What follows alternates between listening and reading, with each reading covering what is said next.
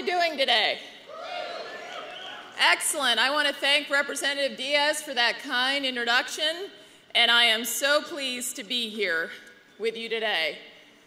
I also want to thank my colleague, Senator Mitch McConnell, for his strong conservative leadership in the United States Senate, advancing Republican values.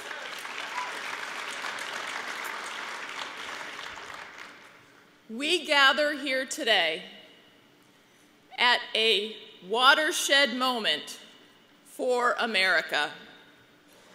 Our country is facing great challenges, and many Americans wonder, will America continue to be, as Ronald Reagan so eloquently described it, a shining city on a hill? Like you, there is so much that keeps me up at night.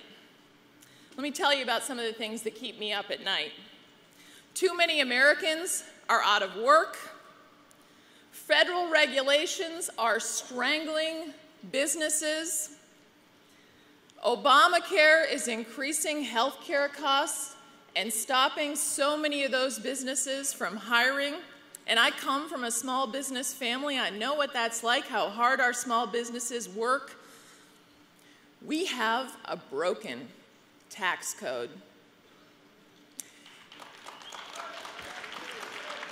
And the President and Senate Democrats, they just want to keep increasing taxes, making it harder and harder for our small businesses to hire and grow and put people to work in this country.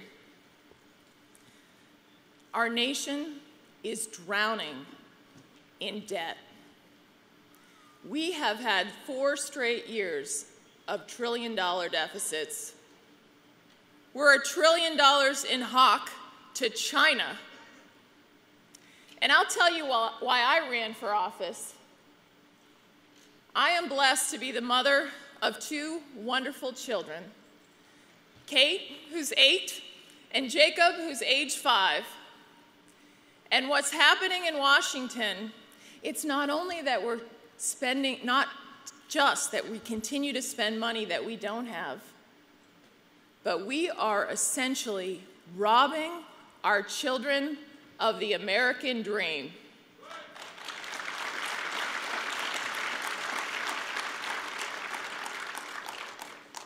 Now, I know that you have heard at this important conference about these fiscal challenges, and you have heard it from great leaders who have spoken before me, and you will hear it from great leaders who will speak after me.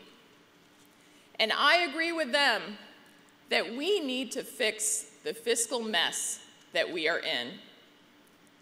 And if we do not get this right, then America's greatness is truly endangered.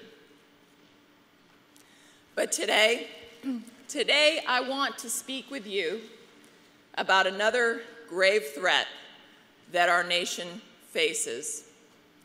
This is an issue that truly keeps me up at night, and that is the security of our nation.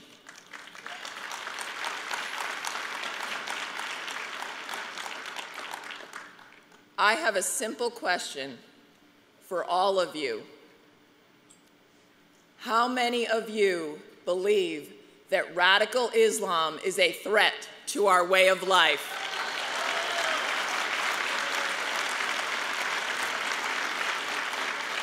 Raise your hands if you believe that.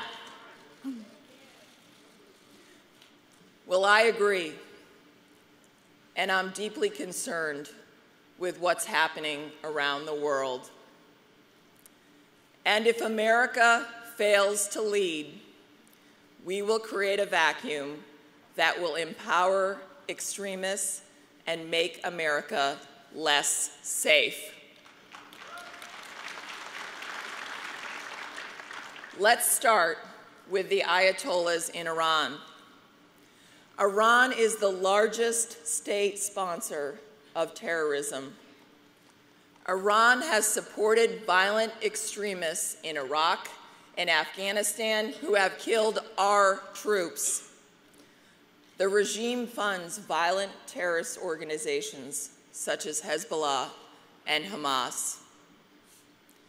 Iran provides weapons and training to Bashar Assad so that he can use those weapons to murder his own people.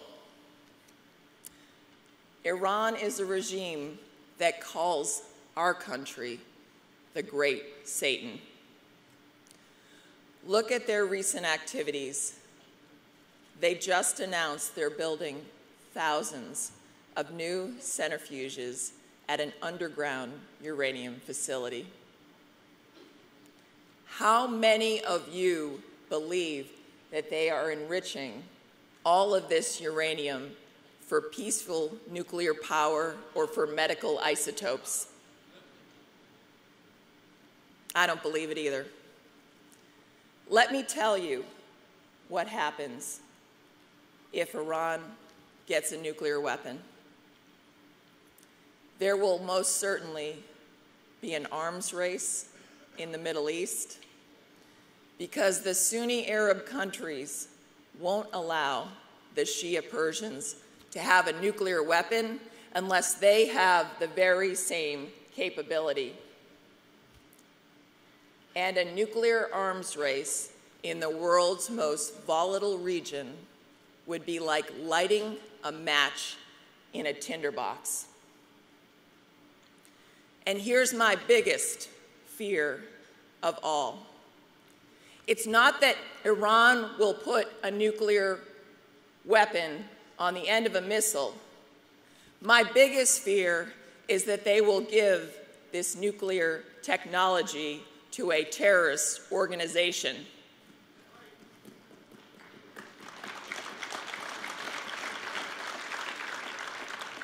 And what have we seen from the Obama administration? The Obama administration is sending the worst signal to the Ayatollahs at a most critical time. We talk, they enrich.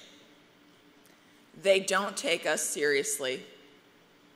And this leading from behind strategy, it isn't working.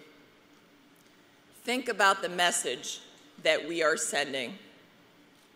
In Iraq, the president ignored the advice of his commanders, his own commanders, and rushed to the exits. And what was the result? Al-Qaeda is making a comeback in Iraq, and Iran has become an important player in Iraq. In Syria, we sat on the sidelines while over 70,000 Syrians were slaughtered, ceding our policy to the vetoes of the Russians and the Chinese in the United Nations, to a bunch of United Nations bureaucrats. And in Afghanistan, the president has undercut his commanders time and time again. In Libya, the administration again led from behind and never took steps to secure Gaddafi's weapons stash. And you know where those weapons are now? They're in the hands of Islamic radicals in Mali, Egypt, and Syria, used by terrorists to harm us and our allies.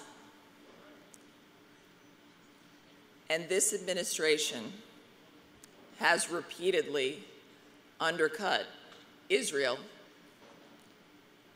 How do you think our strong ally, Israel, feels at one of the most critical times in the history of its country?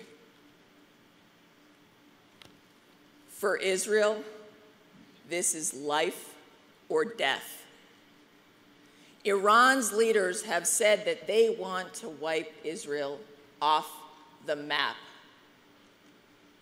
And Israel has rightly vowed never again.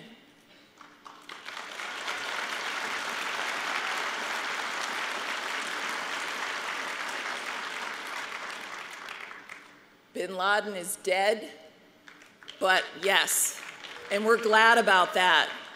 But make no mistake, Al-Qaeda is very much alive. Yet what has this administration's response been during the last week when we captured Osama bin Laden's son-in-law, captured him overseas? Let's understand who this individual is.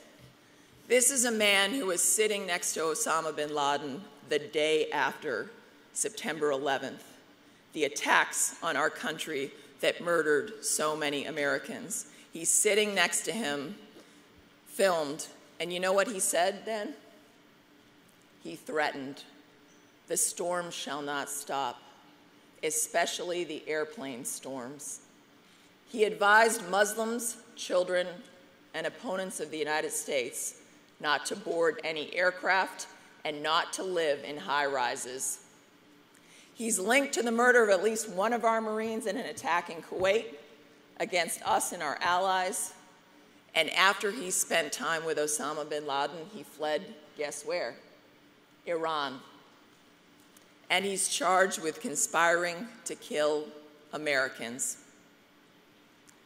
Unbelievably, instead of taking this foreign terrorist to Guantanamo Bay, holding him in military detention, what does the administration do with him? They bring him to New York City, right near where our country was attacked. They brought him to a civilian court. They gave him a lawyer, and they told him, "You have the right to remain silent." It is shameful. As if he's some kind of common criminal who robbed a bank.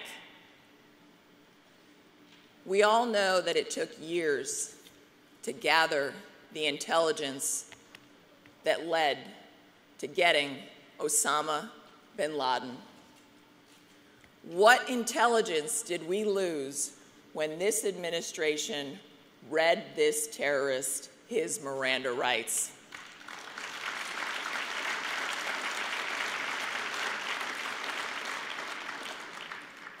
This was clearly a political decision by our Attorney General and not a decision based on gathering intelligence and protecting our great country. So what is the answer to where we find ourselves at a dangerous time in the world?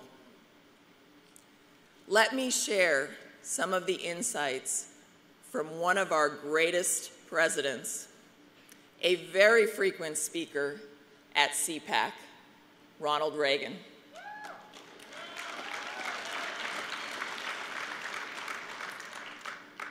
When President Reagan saw evil in the world, he wasn't afraid to confront it.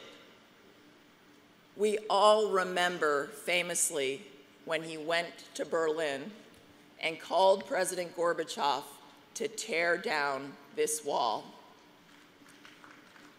It's very hard to imagine our current president standing up to the world bullies in the way that President Reagan did. Can you imagine that? I certainly can't. And look how far we have fallen from President Reagan's legacy. Our allies feel uncertain, and our enemies feel emboldened. That's what happens when we lead from behind.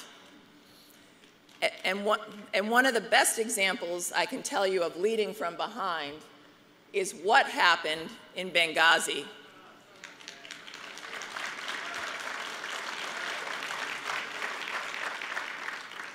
You know, the mainstream media didn't want to talk about it.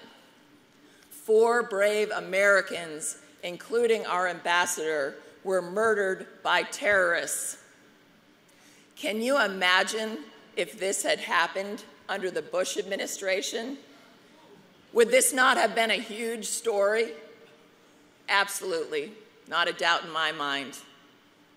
What happened in Benghazi is a serious national security failure.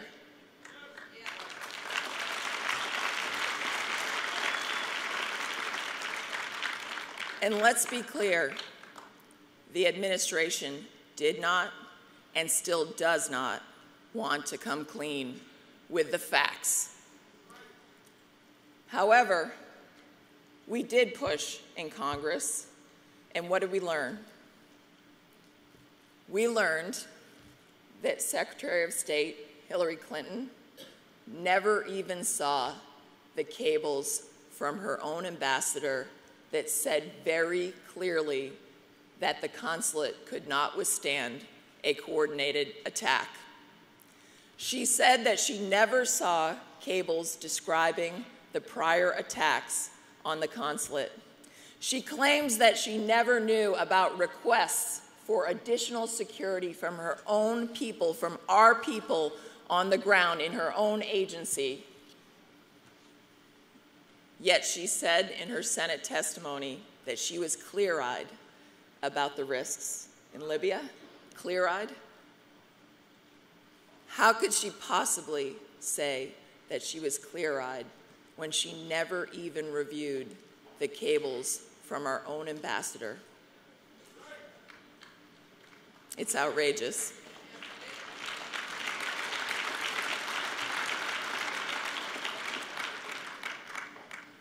How could it be that on September 11th, of all days when we think about the vigilance that we should be at, on September 11th, that we were unable to provide military assistance to our fellow Americans that were under attack when the attack occurred over 7 hours? How is that? And because we wouldn't let this go, and we still won't let this go,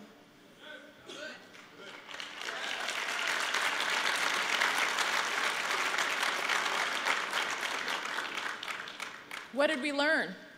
We learned that this was not a spontaneous reaction to a hateful video.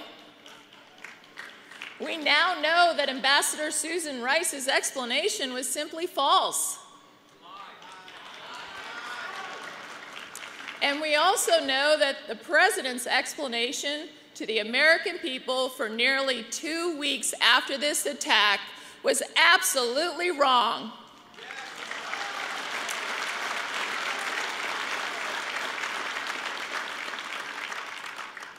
And unfortunately, we still haven't gotten all the answers of what happened.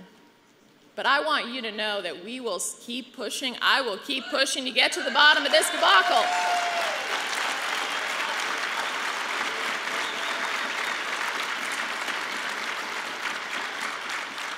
Let's vow here today that we never let a tragedy like this happen again.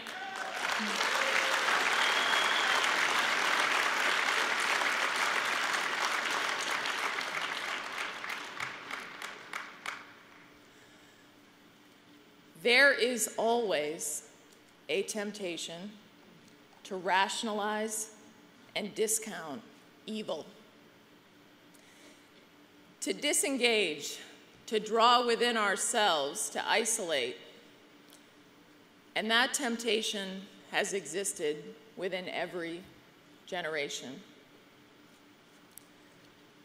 As Ronald Reagan once said, whether we like it or not, it is our responsibility to preserve world peace because no one else can do it.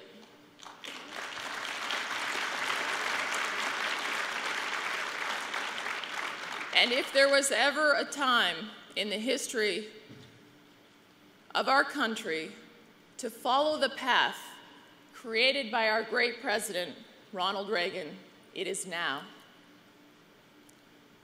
Ronald Reagan stood for peace through strength. He stood for a strong American military that was second to none.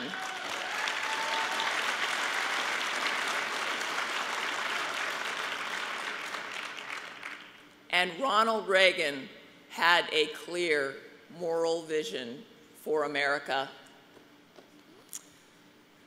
President Reagan was once famously asked, "How does the Cold War end?" And without hesitation, he said, "We win, they lose."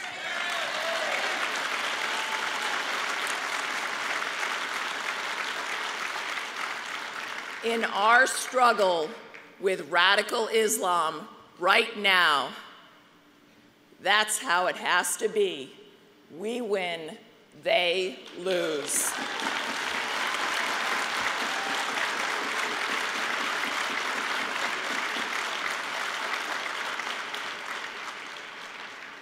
Let's work together to continue the legacy of Ronald Reagan and make sure that America remains safe and strong. May God bless you and the greatest country on earth. Thank you.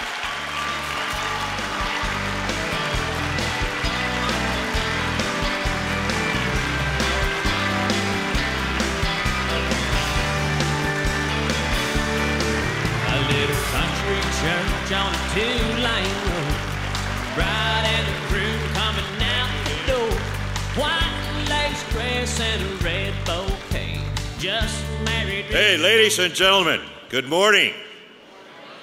I think we're about to learn a lot